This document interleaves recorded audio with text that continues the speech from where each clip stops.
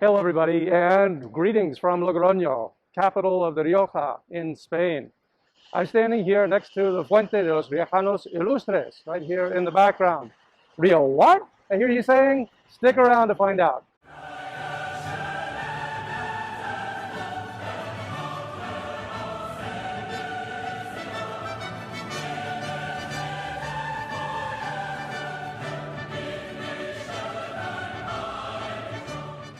In English, the fountain is called the Ilustrious Riojanos. Riojanos are the people who live in the Rioja, the region of Rioja, whose capital is this beautiful city of Logroño. So, where are we, first of all? Well, Logroño is the capital city of the Rioja. The Rioja is a province which is a little over 300 kilometers from Madrid and a little over 200 kilometers from the border with France. Logroño, the capital itself, like many European cities that are old, is located on the banks of a major river. And here is where we are standing right now, next to the Fuente de los Riojanos Ilustres. So who are these guys? And yes, they are all guys. If this fountain had been made now instead of about 20 years ago, it would have probably included women as well. Well, public monuments are always an interesting way of looking at what is public memory and what are public values, and oftentimes they have controversy in them as well. We don't need to look any farther than the controversy that there's been over Civil War monuments in the United States. Here in the Rioja, the controversy hasn't been so much political, but we got an interesting sub-name for this monument, which is the Espaldas Mojadas, or wetbacks, because when the wind blows and the fountain's on, their backs get wet. The name came because there was one reader of the local newspaper who didn't really like the look of this monument when it came out, and so he called up the paper and he left a voicemail complaining about the monument and referring to it as the Espaldas Mojadas, and that name has stuck, although lovingly so, ever since. So human beings have been living in the Rioja region ever since prehistoric times, but this monument of the Riojanos Ilustres begins with Roman times. Marco Fabio Quintiliano became a leading teacher of rhetoric right at the center of the Roman Empire. Now moving on, here's King of Nájera, Don Garcia. The kingdom disappeared with the Middle Ages, but the people of the Rioja are proud that they were once at the center of political influence.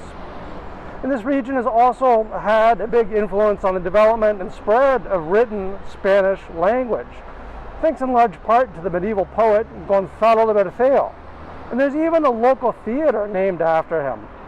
Now, because Logroño is also situated along the Camino de Santiago, or in English, St. James Way, it's had a lot of people coming through it, and so its influence has spread quite a bit. Moving on, Riojanos were also part of the exploration and settlement of the Americas, and this guy, Pedro Castillo, established the city of Mendoza, Argentina, and he named the surrounding region La Rioja, which is fitting since the regions in Spain and Argentina do have similarities in their landscapes and are both major global producers of wine. Now back to the arts.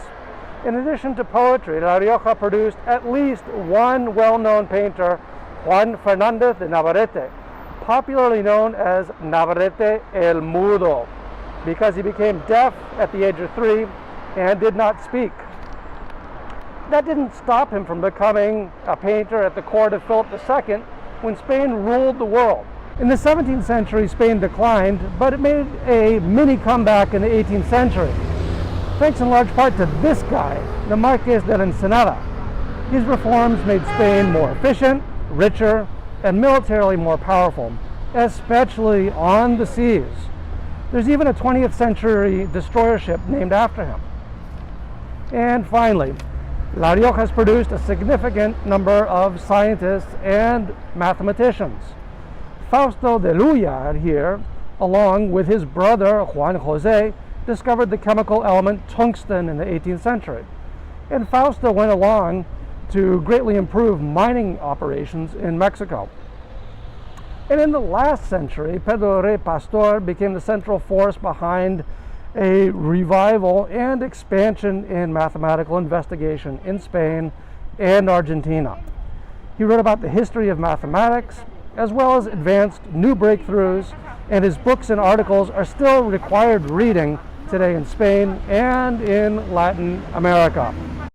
So La Rioja has a lot to be proud about in its long and vibrant history. I hope that you've enjoyed learning about some of its famous sons, and maybe someday you'll come and visit. As always, thank you for watching. Remember to like, share, subscribe, and feel free to leave your comments on the page. And don't forget, keep learning. It's been a blast.